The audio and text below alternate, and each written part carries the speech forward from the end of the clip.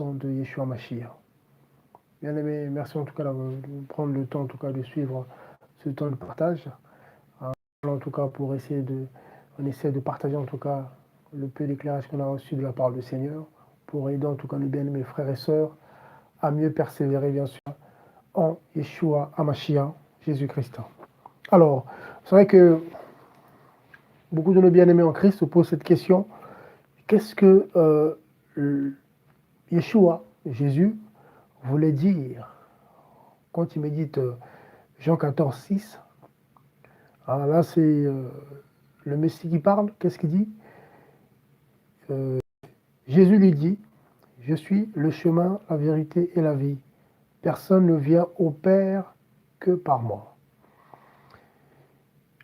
Souvent on répète voilà, ce passage-là, oui, Yeshua est le chemin, la vérité et la vie.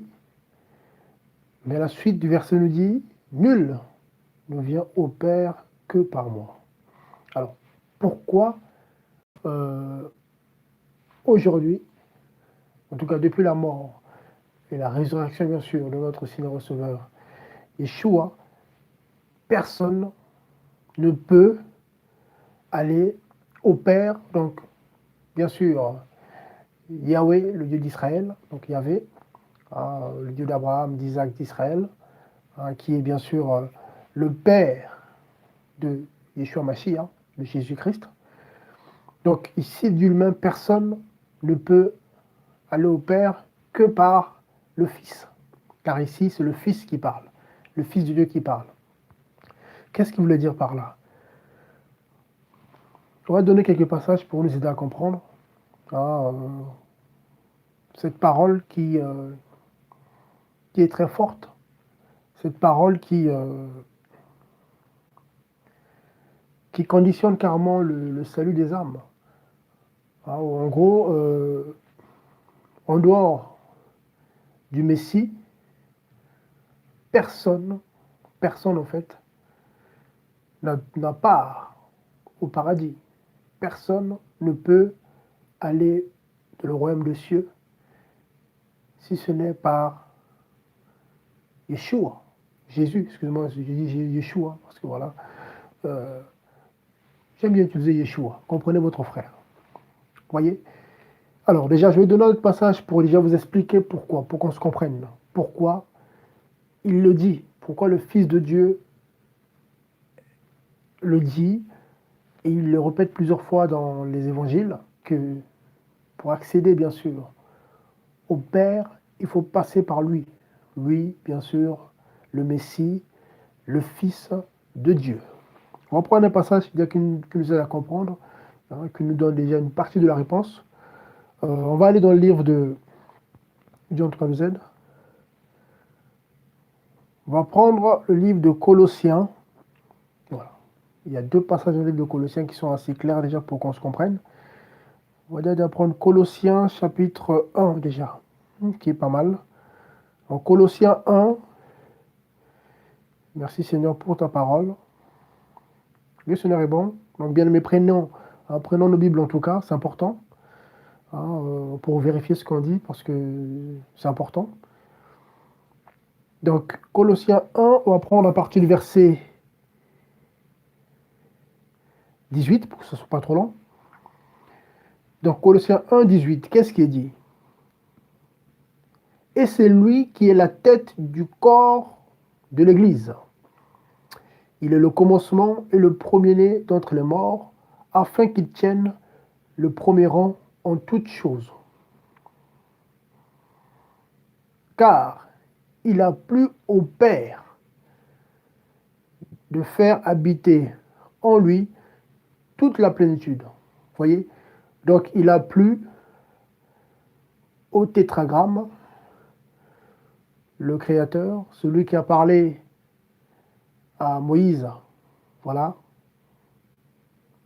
sur le mont Horeb, donc mont Sinaï, celui qui a révélé son nom selon Exode 3.15 là-bas, à 16, celui qui s'appelle Yahweh, celui qui dit aussi bien sûr dans Psaume 2, qu'on va lire pour qu'on se comprenne bien. Je donne d'autres passages pour qu'on se comprenne bien. pour nous montrer que voilà, pour nous donner la raison pour laquelle nous disons ce que nous disons. J'aime bien ce passage-là du psaume 2. Pour nous montrer qui est le Père. Psaume 2, à partir du verset... Psaume 2, 2. Pour que ce soit pas trop long. Pourquoi les rois de la terre se lèvent-ils en personne et les princes se liguent-ils avec eux contre le tétragramme, Yahweh ou Yahvé, et contre son Messie? Vous voyez? Donc ici, en gros, c'est le Père et son Fils. Ici. Très important. Donc là, on revient du coup dans notre passage de Colossiens chapitre 1, que le Créateur nous aide en tout cas, que Dieu en tout cas puisse nous aider à comprendre ces choses. Donc ici au verset 18 déjà, et c'est lui qui est la tête du corps de l'Église, il est le commencement et le premier-né d'entre les morts, afin qu'il tienne le premier rang en toutes choses. Donc celui qui tient le premier rang en toutes choses, c'est le Messie, le Fils unique de Dieu. Pourquoi? Verset 19 de Colossiens 1. Car il a plu au Père, voyez, de faire habiter en lui toute la plénitude.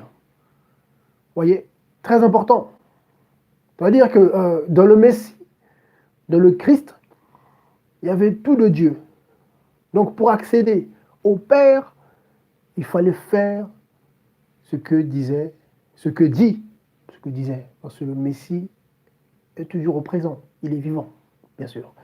Il faut faire ce que dit le Messie, car tout ce que le Messie dit vient du Père qui est en lui. Vous comprenez? Très important, voilà pourquoi il pouvait se permettre de dire, vous connaissez ce passage-là de Jean 10, voilà pourquoi le Messie, Yeshua, Jésus-Christ, pouvait dire dans Jean 10, c'est ça, Jean 10, on va prendre Jean 10,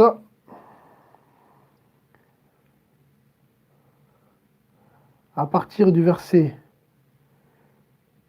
25, écoutez bien. Yeshua leur répondit, je vous l'ai dit, et vous ne le croyez pas. Les œuvres que je fais au nom de mon Père rendent témoignage de moi. Voyez? Verset 26, mais vous ne me croyez pas, parce que vous n'êtes pas de mes brebis, comme je vous l'ai dit. Verset 27 qu'on connaît, mes brebis entendent ma voix et elles me connaissent. Pardonnez-moi, mes brebis entendent ma voix, je le connais et elles me suivent. Verset 28, et moi, je leur donne la vie éternelle, elles ne périront jamais et personne ne les ravira de ma main. Du bien de sa main, la main de Yeshua, le Messie. Verset 29 de Jean 10, mon Père, écoutez bien, mon Père, là on est dans la doctrine, vous voyez, on n'invente rien, je ne rajoute pas, je n'enlève pas. Hein, depuis quelques temps, ça me pousse voilà, de exhorter comme ça. Je prends les passages bibliques, j'explique. Prenez vos Bibles, vous vérifiez.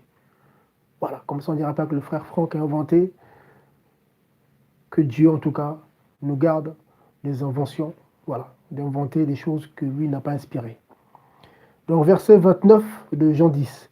Mon Père qui me les a donnés est plus grand que tous.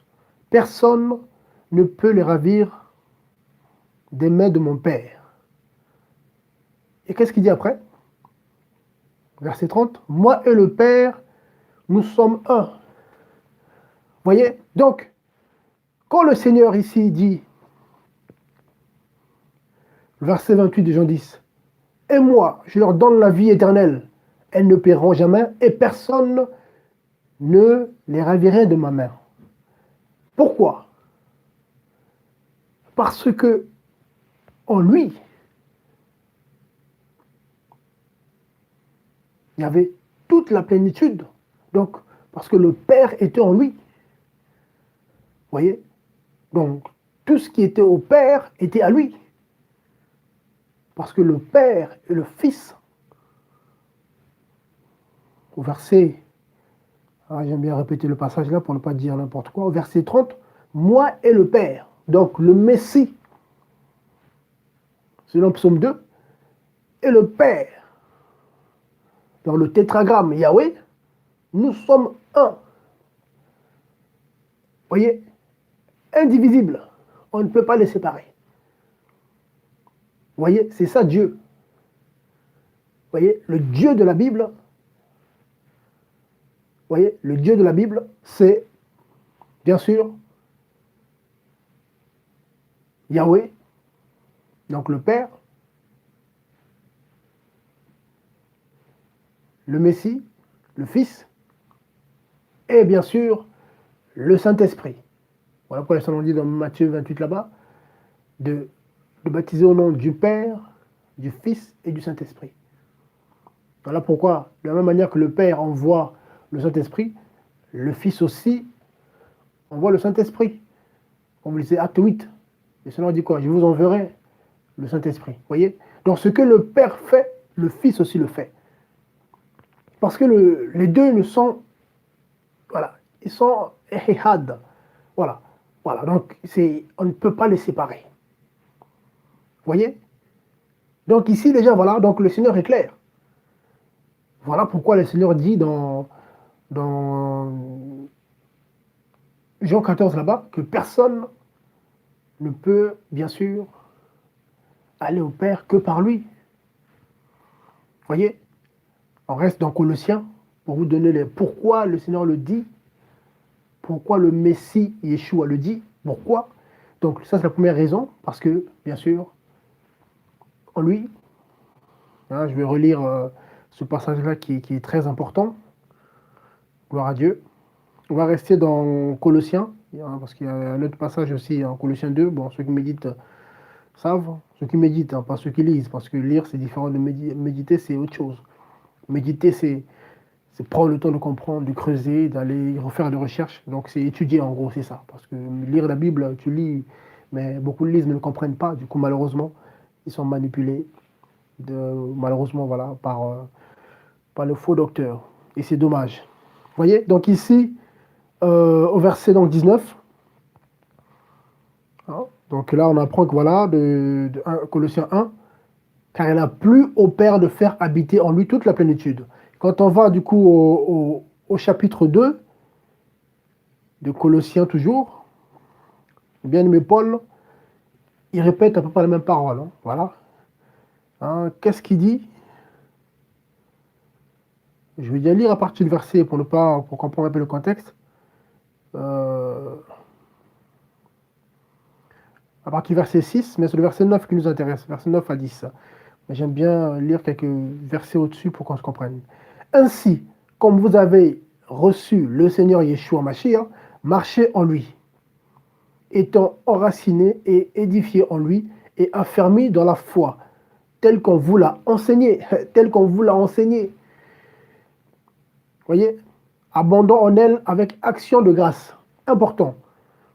Voyez, prenez garde que personne ne fasse de vous sa proie par la philosophie et par des vaines tromperies conformes à la tradition des humains et au rudiment du monde, non selon le Messie. Verset 9. Car en lui, donc car en Christ, car dans le Messie habite corporellement toute la plénitude de la divinité. Vous voyez? Donc, ça veut dire quoi? Elohim, donc Dieu, Elohim, voilà. Elohim, c'est la traduction hébreu-français, Elohim. Mais en grec, théos, ça fait Dieu. Donc Dieu, on se comprend, le Dieu de la Bible, le Dieu d'Abraham, d'Isaac, d'Israël, le tétragramme, voilà. Yahweh, Yahvé, l'existant, celui qui existe toujours,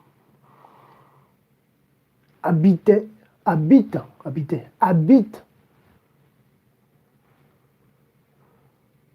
en Jésus-Christ. Donc aujourd'hui, pour ceux qui ne le savaient pas, le Créateur, lui qui ne peut être contenu par les cieux des cieux, voilà, mais il est en Jésus-Christ, le Père, est dans son Fils. Le Père est en son Fils. Voilà pourquoi celui qui voit le Fils voit le Père. Voilà pourquoi tout ce que le Fils faisait n'était que la volonté du Père. Comme les gens disent, le Seigneur le dit. Moi et le Père, nous sommes un. Vous voyez? Donc, quand on remonte encore, voilà, il explique. Le Père donne la vie, moi aussi je donne la vie. Parce que le Père était en lui. Il avait reçu l'Esprit sans mesure. Donc il était capable, le Messie, de faire tout ce que le Père pouvait faire. Parce que le Père lui avait donné accès à tout. Vous voyez? Donc ici, voilà, donc le verset 9. Car en lui habite corporellement toute la plénitude de la divinité. Vous voyez? Et vous êtes comblés en lui, qui est le chef de toute principauté et de toute puissance. Vous voyez? Vous êtes comblés en lui. Parce qu'en lui, avec qui? Le Père. Vous voyez? Donc c'est ça un peu l'explication de Jean 14, 6 là-bas. Voilà. Nul ne peut aller au Père que par lui. Parce que le Père était en Yeshua Mashiach. C'est le Père qu'il a voulu. Il a décidé lui-même d'être, voilà, en son Fils. Vous voyez? Et le Père et le Fils, voilà, ont toujours été, vous voyez, avant même l'éternité. Vous voyez? Voilà, c'est ça. L'amour qu'il y a entre le Père et le Fils, c'est, on ne peut pas nous comprendre cela. C'est avant l'éternité passée. Vous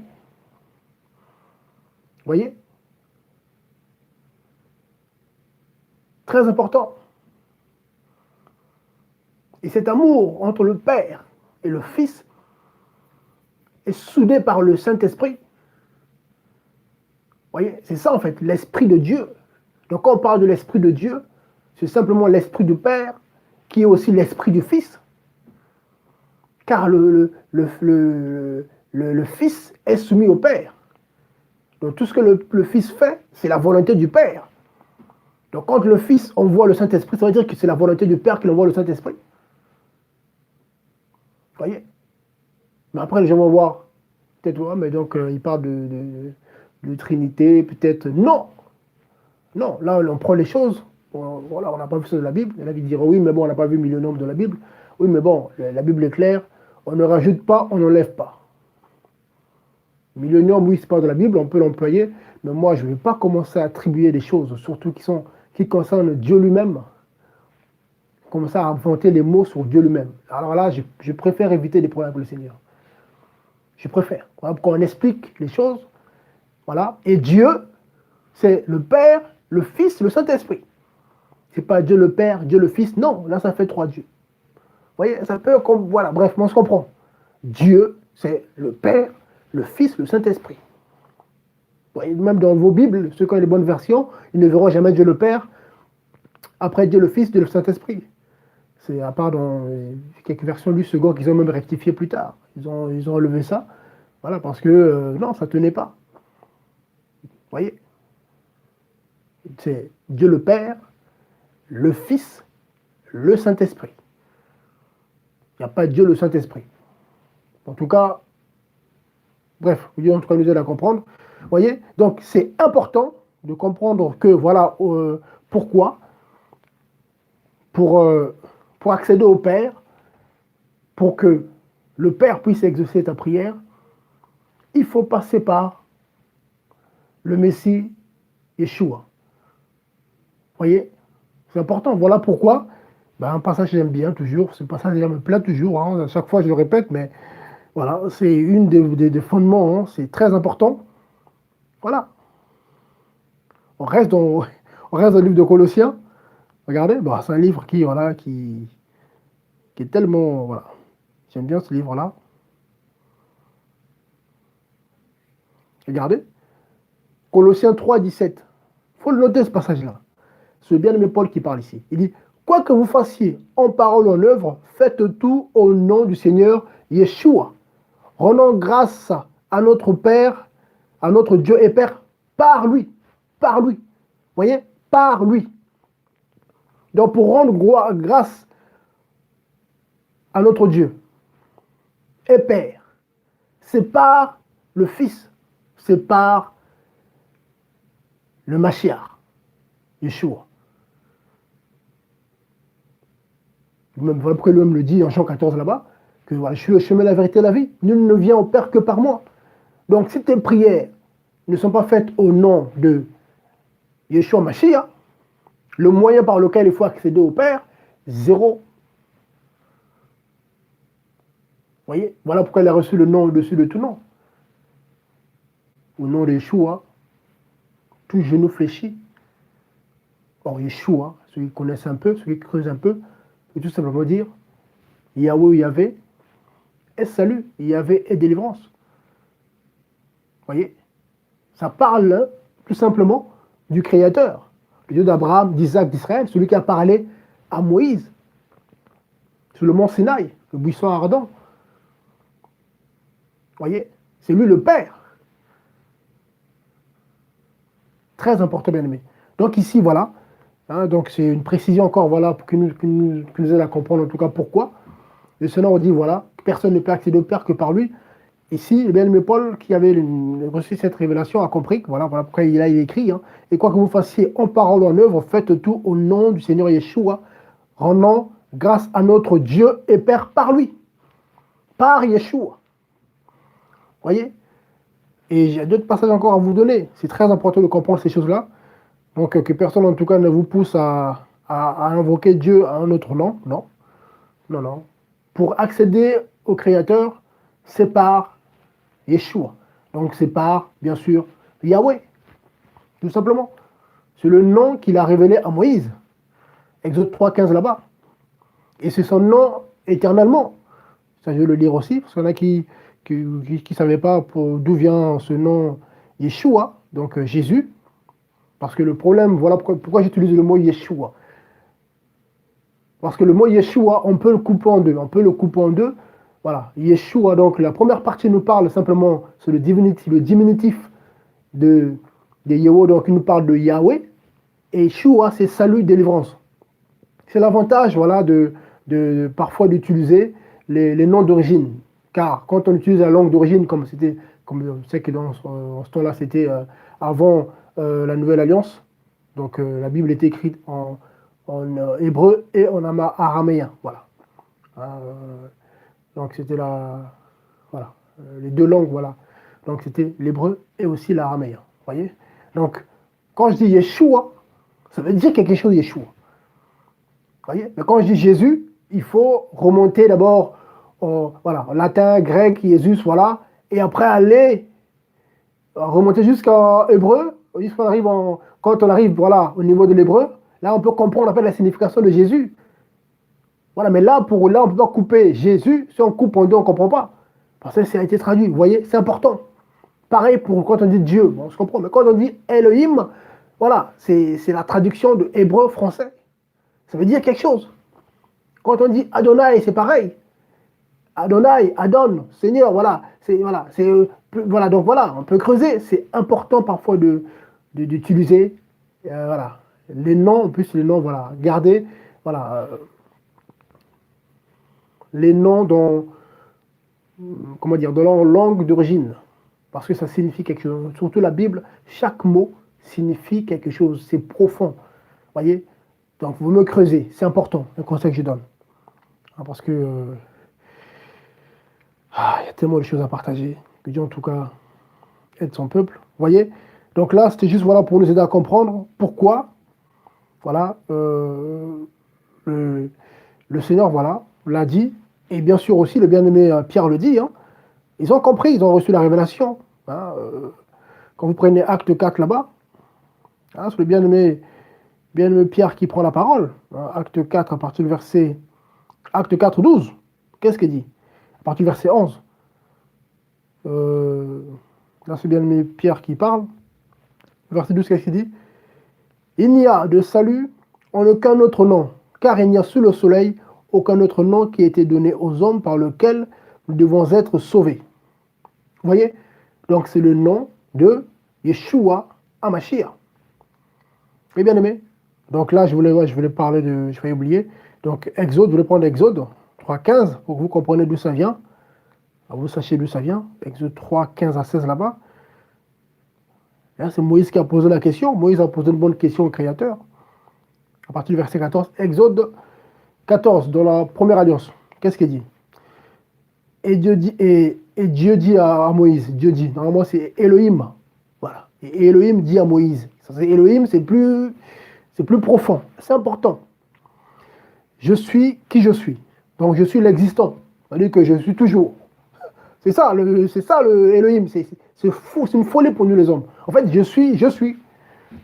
Hier j'étais, aujourd'hui, demain je serai. Je suis toujours là. C'est une folie pour nous les hommes. On ne comprend pas parce que nous, on a un commencement. Voilà, donc du coup, mais comment ça? Mais c'est ça qui fait que Yahweh est unique. Parce que les autres dieux ont eu un commencement. Parce que c'est lui qui les a créés. C'était les anges, avant c'était les anges qui étaient à son service, mais qui se sont rebellés, qui sont devenus des démons. À commencer par leur chef, bien sûr, ex-Lucifer, Satan le diable. Vous voyez? Donc il dit ici, Exode 3.14, qu'est-ce qu'il dit? Dieu dit à Moïse, je suis qui je suis. Il dit aussi, tu diras ainsi aux enfants d'Israël, je suis, m'a envoyé vers vous. Je suis. Vous voyez? Très important. Voilà pourquoi même le Seigneur, voilà, il a pris ce Yeshua, donc le Messie, a utilisé le même mot en Jean 8.58 là-bas. Quand il a dit, à ses aînés, selon la chair, voilà, bien sûr, hein, qui avait plus de, voilà, ils ont pas compris. Toi, tu n'as même pas 50 ans là-bas, tu dis que tu as vu Abraham, tout ça. Voilà. Vous voyez? Mais lui, il pouvait le dire parce que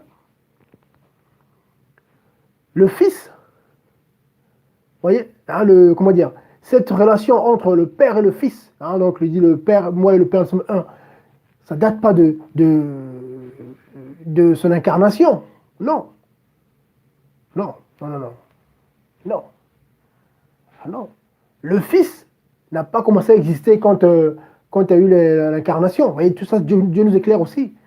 Quand le serment de Matthieu 28 là-bas, baptisé au nom du Père, du Fils et du Saint-Esprit, c'est ça. Ça ne date pas depuis l'incarnation, non.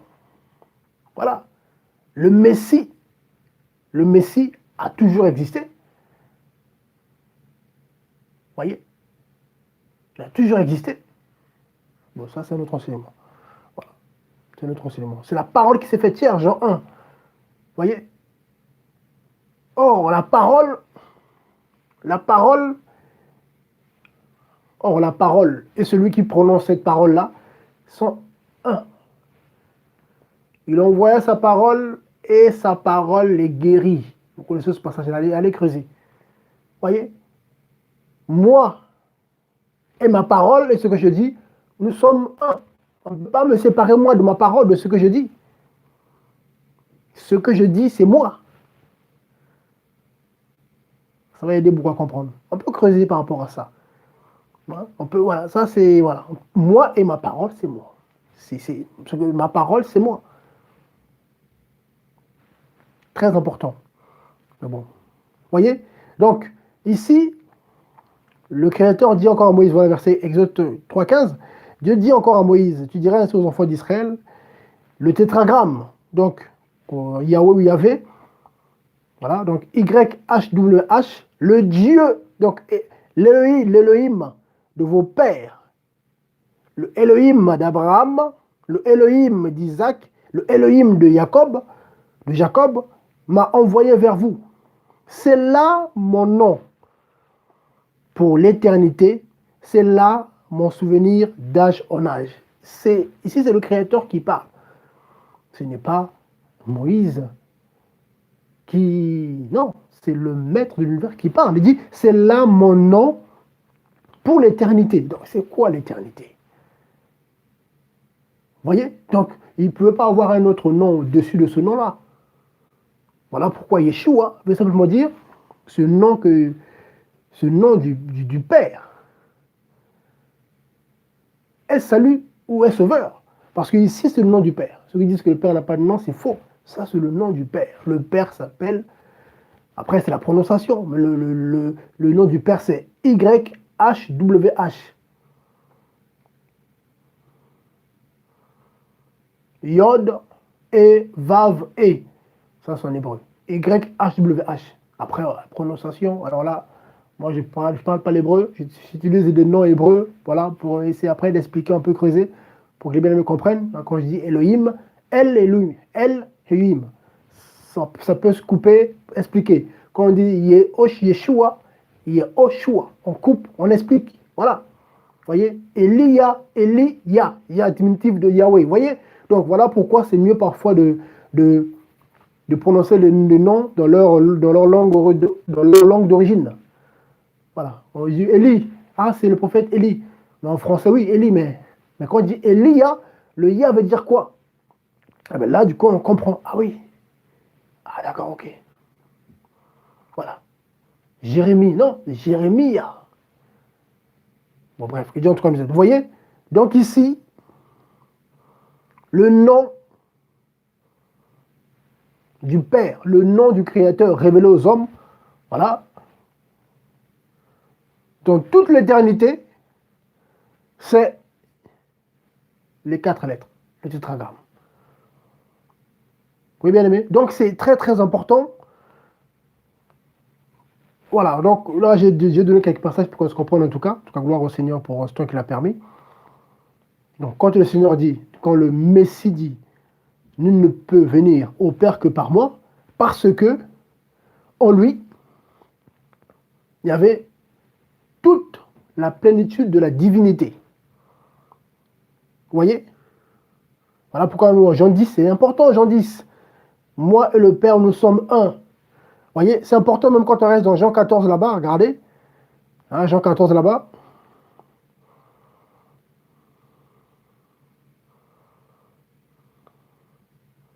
Même Jean 1 aussi, on le dit, hein, personne ne peut voir le Père si ce n'est le Fils à qui il veut le révéler. Vous voyez? Donc c'est lui qui décide de révéler le Père à qui il veut. Vous voyez? Regardez. Jean 14, regardez. Vous connaissez cette histoire avec...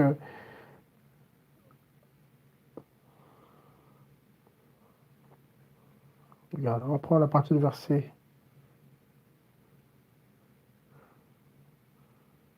Avec Philippe, voilà, le disciple. Hein, quand Philippe demande, montre-nous le Père, cela nous suffit. Vous voyez? Montre-nous le Père. Mais le Messie dit quoi? Le Fils dit quoi?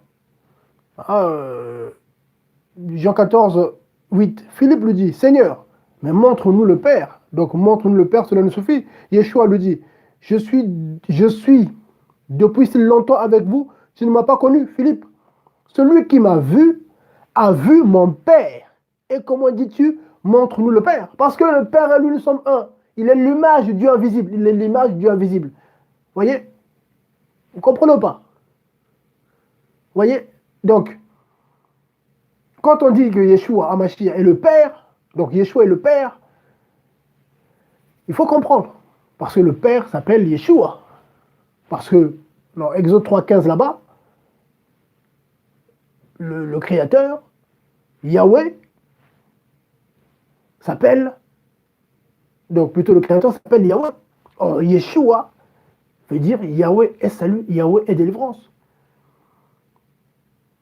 Vous voyez? Et le Messie s'appelle aussi Yeshua. Le Saint-Esprit s'appelle aussi Yeshua. Le Saint-Esprit, c'est l'esprit du Messie, c'est aussi l'esprit du Père. Vous voyez? Bien aimé, c'est important, c'est que ça peut paraître lourd pour ceux qui viennent de se convertir et donc vous aider à comprendre, mais là, plaise à Dieu, on va essayer de poser les choses, on va aussi essayer de traiter les choses, les sujets qui sont un peu, en tout cas selon ce que Dieu va me révéler en tout cas, si Dieu m'éclaire sur un point, en tout cas, je viendrai vers vous pour vous partager cela, voilà, sans favoritisme, sans peur, sans crainte, voilà, s'il y a des points qu'on n'avait pas compris avant, voilà, que Dieu m'éclaire aujourd'hui, moi je reviendrai, je vous dirai, bien aimé, je n'avais pas compris ici, mais là je rectifie, ben en fait voilà, c'est ça, vous voyez, c'est important, voilà, car on connaît qu'on est parti, hein, donc ça aussi il faut le Voilà, il faut le rappeler, nous ne connaissons qu'en partie, donc on va avoir une conviction aujourd'hui, parce que le Seigneur, voilà, c'est lui qui révèle à qui il veut, hein, celui qui enlève au fur et à mesure, voilà, qui ouvre les cases là-dedans, c'est spirituel. Donc on peut parfois comprendre les choses d'une manière, mais après le Seigneur nous éclaire, dit ah Seigneur, gloire à Dieu. Et puis voilà, Dieu bien aimé, voilà, je croyais que c'était comme ça, mais il manquait quelques précisions, j'étais un peu à côté, bon voilà, donc voilà. Mais la base, bien sûr, est là, la doctrine, elle est là. Il y a le salut quand Yeshua Mashiach. Yeshua Mashiach, c'est le Messie. Yeshua Mashiach, c'est le Saint de Dieu. C'est le Fils unique de Dieu. Ça, c'est important. Hein, ça, c'est important. Paul, quand il se convertit, bon, je voulais prendre un passage dans 1 Jean là-bas. Hein, 1 Jean 18. Qu'est-ce qu'il dit ici, hein? Personne n'a jamais vu Elohim, le Fils unique qui est dans le sein du Père. Quand on dit le sein, c'est vraiment voilà, au niveau de la poitrine, quoi. Le sein, c'est ici, hein, la poitrine, donc dedans. Celui qui est dans le Père est celui qui nous l'a révélé. Donc c'est le Fils unique qui révèle le Père. Vous voyez, voilà pourquoi pour aller au Père, il faut que le Fils te le révèle. Sinon, il n'y a rien à faire. Vous voyez, voilà, je voulais donner d'autres passages, mais bon, ça fait presque 40 minutes. Que Dieu soit béni en tout cas. Alors merci à vous, bien-aimés, d'avoir pris ce temps de m'écouter. Donc, c'est votre bien-aimé Franck. On est là en tout cas pour essayer d'apporter quelques éclairages. Je vais prendre ce passage-là aussi. Parce que pour enlever un peu les mauvaises, voilà. Il y en a, on leur a mis de la tête pas mal de choses. Je donne des passages, vous allez comprendre. Je cite des passages, vous allez comprendre. Regardez. Regardez. Ce que croyaient les apôtres. Qu'est-ce qu'ils croyaient? Comment ils priaient? Qu'est-ce qu'ils enseignaient? Regardez.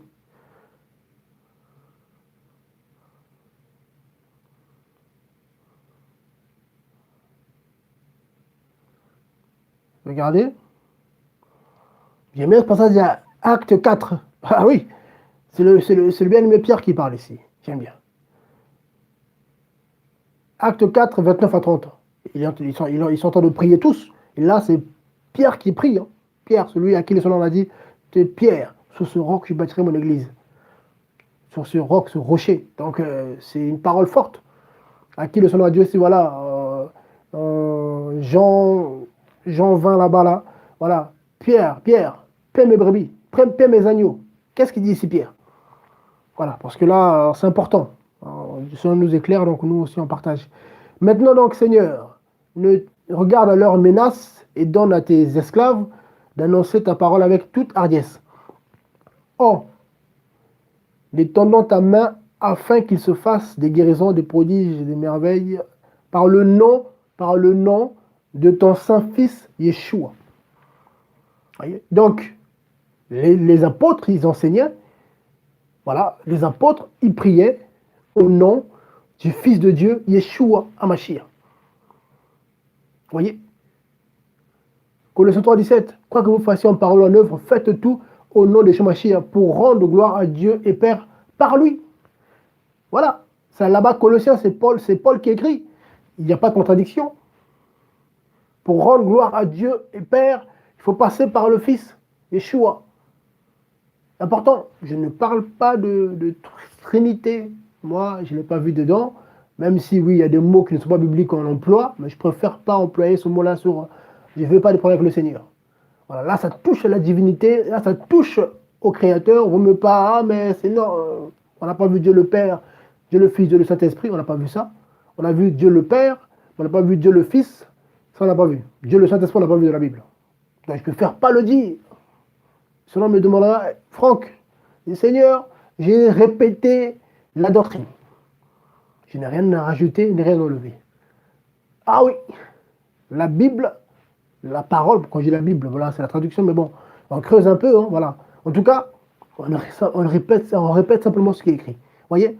Et qu'est-ce qu'on apprend même pour lui-même? Paul, celui qui a écrit toutes ces lettres, beaucoup se basent dessus. Regardez. Regardez. Qu'est-ce qu'on nous dit par rapport à Paul? Regardez. Donc, Saul qui est devenu Paul. Parce que Saul, c'est son nom, je crois, c'est son nom romain, Saul de Tarse. Et Paul, je crois que c'était son nom hébreu, je crois. Bon, je crois, mais bon, je ne me rappelle plus, mais en tout cas, si ce n'est pas le cas, n'hésitez pas, hein. Vous pouvez commenter, il n'y a pas de souci, bien aimé. Alors, on est là pour partager, c'est important, hein. Je n'ai pas la science infuse, hein. Je ne suis pas le Saint-Esprit, non. Voilà, je ne suis pas le Messie, hein, non. Voilà, je suis disciple comme vous. Après, Dieu m'a fait grâce juste voilà, de comprendre un peu, de pouvoir enseigner, exhorter avec le peu qu'il m'a donné. Vous voyez? Et là, qu'est-ce qu'on apprend sur Paul? Regardez. Regardez.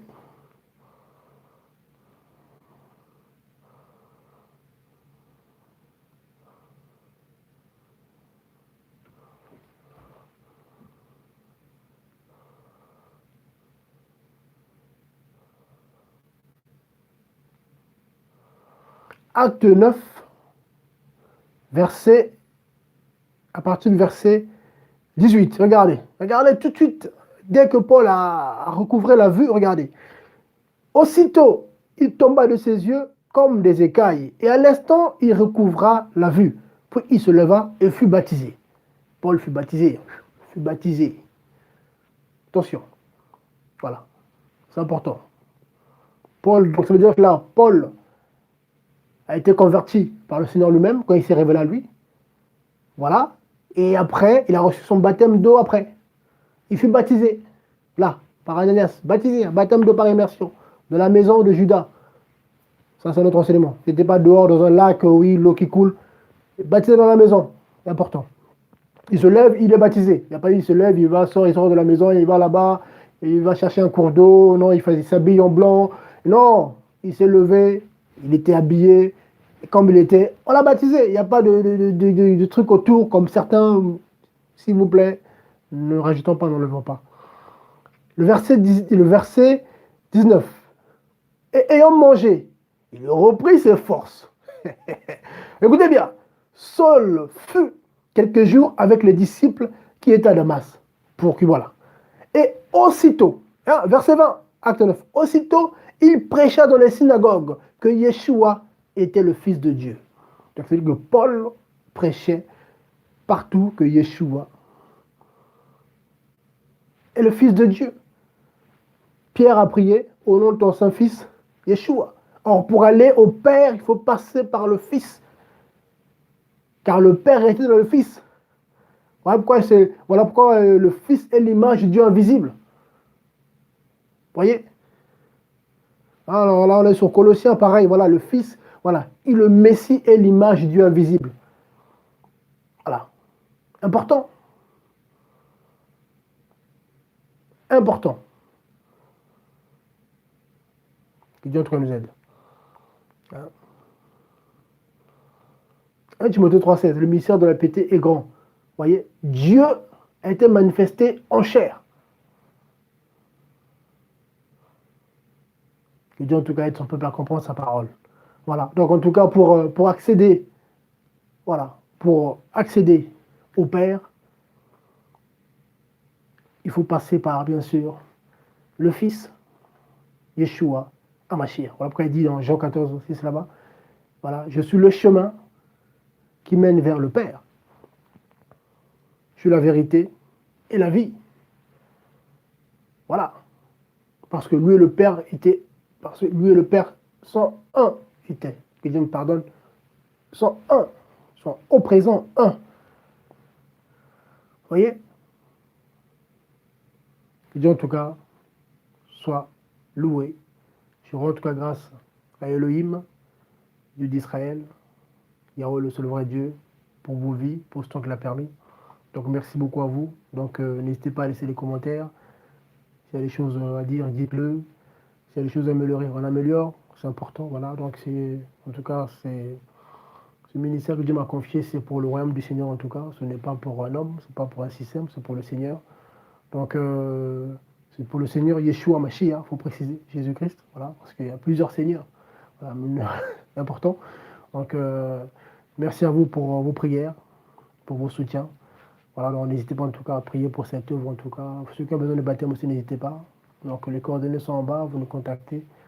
Nous sommes en région parisienne en France, donc pour l'instant on n'a pas encore voilà,